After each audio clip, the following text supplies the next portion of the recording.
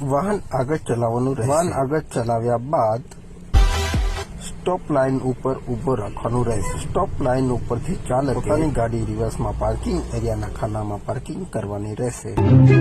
આપની ગાડી કોઈ પણ સેન્સરને ટચ ન થાય એનું ધ્યાન રાખો, તમે ફેલ થશો। ત્યારબાદ તમારી ગાડી આગળ લઈ જઈ ગાડી ઢાળ ઉપર લઈને ઊભી રાખી।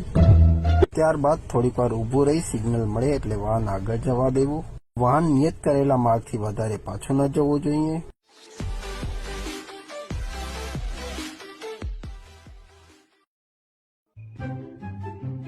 તેના પછી તમારી ગાડી નીચે દર્શાવેલ એરો મુજબ વાહન લઈ જવું।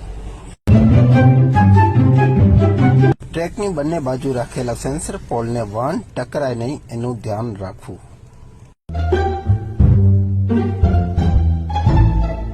ત્યારબાદ તમારી ગાડી સીધી લઈ